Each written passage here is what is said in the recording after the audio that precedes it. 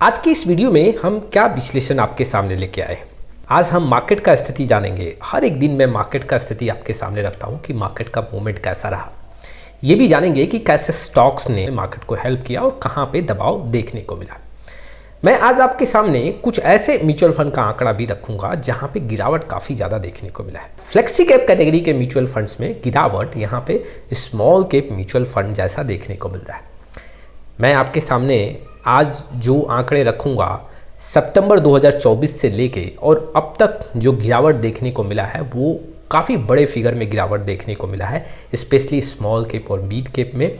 और small cap का आंकड़ा फ्लेक्सी कैप म्यूचुअल फंड में देखने को मिल रहा है। आखिर किन कारणों से ऐसे म्यूचुअल फंड में गिरावट ज़्यादा है और फ्लेक्सी कैप कैटेगरी में कौन से ऐसे दो म्यूचुअल फंड है जो अपने कैटेगरी में सबसे कम गिरे हैं। चलिए शुरुआत करते हैं। लेकिन आप में से बहुत ऐसे इन्वेस्टर और व्यूअर हैं जो चैनल पे पहली बार हैं, चैनल को सब्सक्राइब करें, इस वीडियो को लाइक और शेयर करना ना भूलें। साथ ही साथ आप व्हाट्सएप चैनल भी ज्वाइन कर सकते हैं।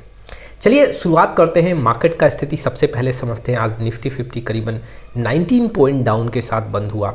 निफ्टी आईटी में यहाँ पे 58 पॉइंट का गिरावट देखने को मिला। आज स्मॉल कैप का जो आंकड़ा था वो मजबूत देखने को मिला है। 100 पॉइंट का यहाँ पे पॉजिटिव आंकड़ा है, 1.32% पॉजिटिव देखने को मिला। सेंसेक्स आज 203 पॉइंट दबाव में बंद हुआ है और निफ्टी मिड कैप 50 की बात करूँ तो 1.13, बीएससी मिड कैप 1.18% पॉजिटिव आंकड़ों के साथ आज बंद हुआ है। देखा जाए तो आज लार्ज कैप में थोड़ा सा दबाव देखने को मिला, लेकिन मिड कैप और स्मॉल कैप का आंकड़ा पॉजिटिव रहा है। वैसे ही अगर कुछ ऐसे स्टॉक्स जो मार्केट को हेल्प किए हैं, जैसे कि जोमेटो की बात करें तो 4 से 5% प्लस में देखने को मिला, ये सेंसेक्स का आंकड़ा है। एलटी की बात करें तो यहाँ पे 1.77% पॉजिटिव देखने को मिला। एक्सिस बैंक भी 1.77, आईसीआईसीआई बैंक में भी छलांग 1.50 का और इंडसइंड बैंक में 1.1% का यहाँ पे पॉजिटिव आंकड़ा देखने को मिला। गिरावट के साथ बंद हुए कुछ स्टॉक्स जैसे टीसीएस में 2.28% का गिरावट, इन्फोसिस की बात करूँ तो यहाँ पे 2.20, हिंदुस्तान यूनिलीवर में 1.98, सन फार्मा 1.38 और भारतीय एयरटेल में 1.35% का गिरावट देखने को मिला है। चलिए अब मैं आपके सामने कुछ ऐसे mutual fund flexi cap category का रखता हूं जहां पे गिरावट सबसे ज़्यादा देखने को मिला। तो ऐसे म्यूचुअल फंड भी रखूंगा जहां पे उस कैटेगरी में सबसे ज़्यादा सर्वाइव देखने को मिला है। अगर आप सितंबर 2024 के बाद अगर आप देखोगे तो यहाँ पे गिरावट मार्केट में देखने को मिला है। Small cap, mid cap, large cap में उसी समय से दबाव बढ़ता गया है और अभी अगर स्थिति देखोगे तो स्मॉल कैप में 20 से 21% का गिरावट है। चलिए अब जो आंकड़ा मैं आपके सामने रख रहा हूं आप देख सकते हो, ये जो दो म्यूचुअल फंड हैं जो सबसे ज़्यादा गिरे हैं, जैसे कि सैमको फ्लेक्सी कैप फंड पिछले 6 महीने में करीबन 21 से 22% का नुकसान दे रहा है और एनजे फ्लेक्सी कैप फंड पिछले 6 महीने में 19 से 20% का नुकसान दे रहा है। अगर देखोगे तो स्मॉल कैप म्यूचुअल फंड जितना गिरे हुए हैं उतना ये गिरावट यहाँ पे देखने को मिल रहा है।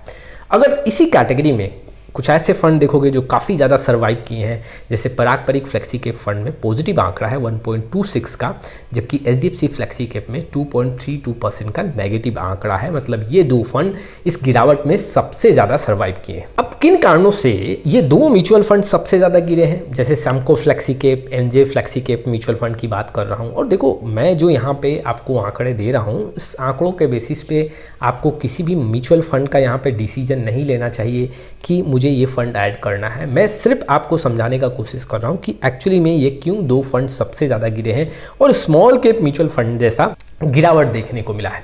चलिए वन बाय वन डेटा को समझते हैं। सैमको फ्लेक्सी कैप और NJ flexi cap mutual fund का यहाँ पे आंकड़ा, ये दोनों म्यूचुअल फंड अगर देखोगे तो काफी कमजोर देखने को मिल रहा है। उसके साथ ही साथ ये दो म्यूचुअल फंड का आंकड़ा मैंने रखा है।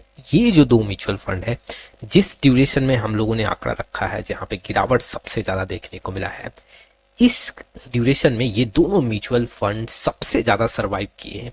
और इस म्यूचुअल फंड के आंकड़ों के साथ हम कंपेयर करेंगे कि सैमको फ्लेक्सी कैप और एनजे फ्लेक्सी कैप फंड में क्या डिफरेंस है, जिसके चलते इन दोनों फ्लेक्सी कैप म्यूचुअल फंड में गिरावट जो है वो स्मॉल कैप जैसा या फिर बहुत ज्यादा गिरावट देखने को मिला है। देखो अगर देखा जाए सबसे पहले हमें ये समझना पड़ेगा कि मार्केट कैप का एलोकेशन क्या है। अगर मैं लार्ज कैप इन्वेस्टमेंट की बात करूं तो पराग परिक में 51% के आसपास का लार्ज कैप है, वहीं पे एचडीएफसी फ्लेक्सी कैप में 58 से 59 और सैमको फ्लेक्सी कैप में 8 से 9 और एनजे फ्लेक्सी कैप में 60% के ऊपर का यहाँ पे लार्ज कैप का एलोकेशन है। और अगर देखा जाए तो इसमें सबसे कमजोर जो देखने को मिल रहा है वो सैमको फ्लेक्सी कैप है लार्ज कैप के मामले में। अब देखो जितना कम लार्ज कैप एलोकेशन होगा एग्जैक्टली वहां पे डाउन साइड प्रोटेक्शन जो है वो काफी कमजोर देखने को मिलेगा और गिरावट में यहाँ पे रिस्क ज्यादा देखने को मिलेगा।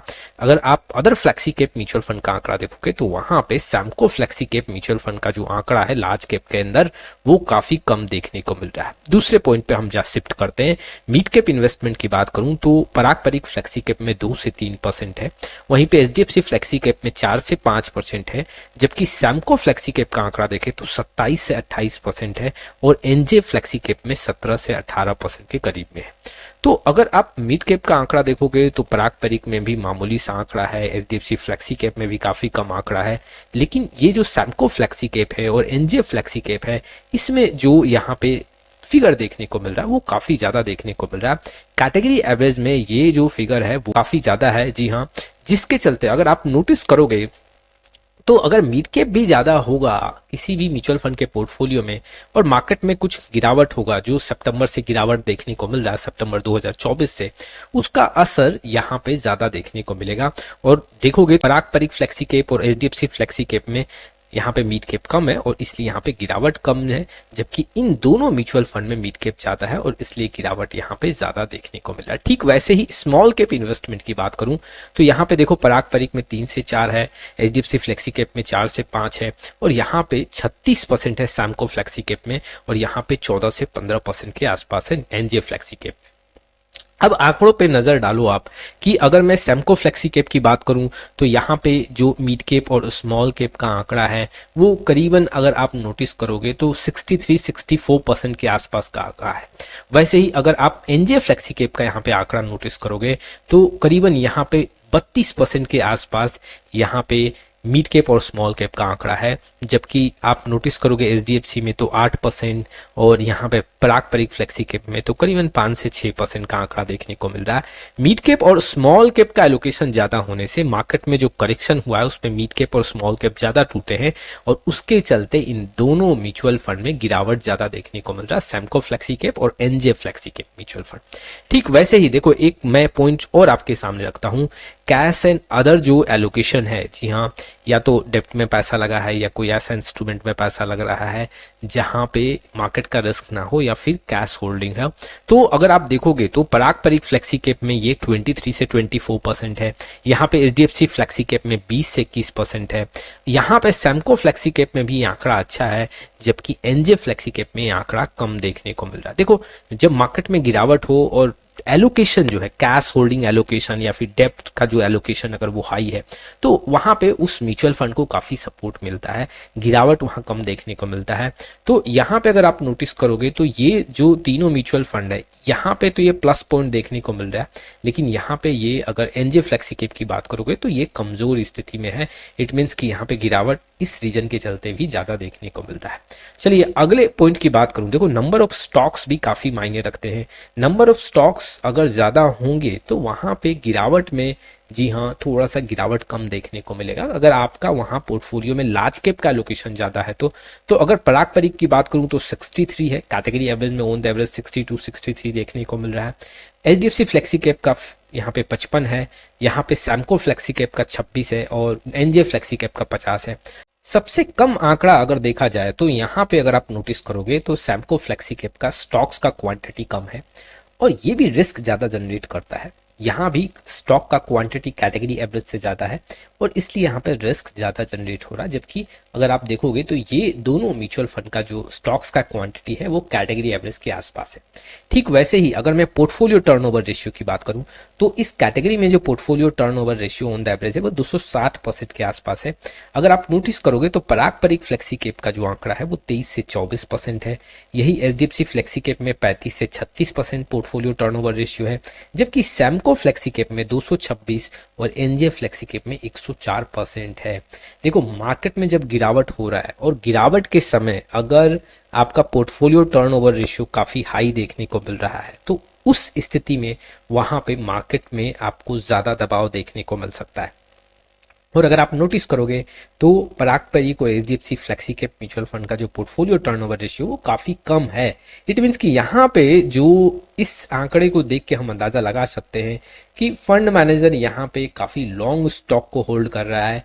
और यहाँ पे अगर आप सैमको फ्लेक्सी कैप की बात करोगे, एनजे फ्लेक्सी कैप की बात करोगे, तो यहाँ पे फ्रिक्वेंटली स्टॉक्स का खरीदारी और बिकवाली ज़्यादा हो रहा है, जिसके चलते यहाँ पे पोर्टफोलियो टर्नओवर रेशियो ज़्यादा है और वहाँ पे रिटर्न भी कम होगा अगर मार्केट में गिरावट होगा तो। और सितंबर 2024 से जो गिरावट देखने को मिल रहा है, इसके चलते इसका असर ज़्यादा है। तो अगर मैं पूरा समराइज करूं कि आखिर किन कारणों से ये दोनों mutual fund small cap mutual fund के जैसे गिरते जा रहे हैं, फ्लेक्सी कैप कैटेगरी में सबसे ज़्यादा गिरावट है, तो एक तो स्मॉल कैप और मिड कैप का जो एलोकेशन है वो काफ़ी ज़्यादा है कैटेगरी एवरेज से। दूसरा जो है स्टॉक्स का क्वांटिटी भी यहाँ पे कम है कैटेगरी एवरेज से। और तीसरा जो है पोर्टफोलियो टर्नओवर रेशियो भी यहाँ पे सबसे ज़्यादा देखने को मिल रहा है। अच्छा देखो, एक पॉइंट और मैं यहाँ पे ऐड करना चाहता हूँ। फंड मैनेजर का क्वालिटी भी काफ़ी यहाँ पे डिफाइन करता है कि फंड का परफॉर्मेंस कैसा होगा, और ये क्वालिफिकेशन और एक्सपीरियंस के साथ जी हाँ हम फंड मैनेजर का आकलन कर सकते हैं। Samco flexi cap, NJ flexi cap, HDFC flexi cap और पराग परीक फ्लेक्सी कैप म्यूचुअल फंड में आंकड़ों में बहुत बड़ा चेंजेस है और उसके चलते यहाँ पे रिटर्न में आपको डिफरेंस देखने को मिल रहा है। लेकिन एक बात आपको ये भी समझना पड़ेगा, कई बार छोटे छोटे ड्यूरेशन में ऐसे म्यूचुअल फंड आपको ज़्यादा पैसा भी बना के दे सकते हैं, क्योंकि यहाँ पे मिड कैप और स्मॉल कैप का यहाँ पे एलोकेशन ज़्यादा है। ऐसे म्यूचुअल फंड रिस्क भी ज़्यादा क्रिएट करते हैं। ओवरऑल अगर आप देखोगे तो फ्लेक्सी कैप कैटेगरी में इतना मिड कैप और स्मॉल कैप का एलोकेशन काफ़ी ज़्यादा है, क्योंकि अगर आप फंड मैनेजर पे यहाँ पे कॉन्सेंट्रेट करोगे तो अधिकतर जो फ्लेक्सी कैप म्यूचुअल फंड के फंड मैनेजर हैं वहाँ पे वो लार्ज कैप ज़्यादा लेके चलते हैं, जबकि इन दो फंड में स्मॉल कैप और मिड कैप का एलोकेशन फंड मैनेजर के साइड से ज़्यादा देखने को मिल रहा है। आपका क्या राय है इस वीडियो को लेके? कमेंट बॉक्स में आप ज़रूर आएँ। आप में से बहुत ऐसे इन्वेस्टर हैं जिनको पोर्टफोलियो रिव्यू और डिज़ाइन को लेके प्रॉब्लम है। डिस्क्रिप्शन बॉक्स में आई डिटेल चेक करें और व्हाट्सएप नंबर के थ्रू आप हमारे साथ जुड़ सकते हैं। फिर मिलेंगे एक नए वीडियो के साथ, तब तक के लिए जय हिंद, जय भारत।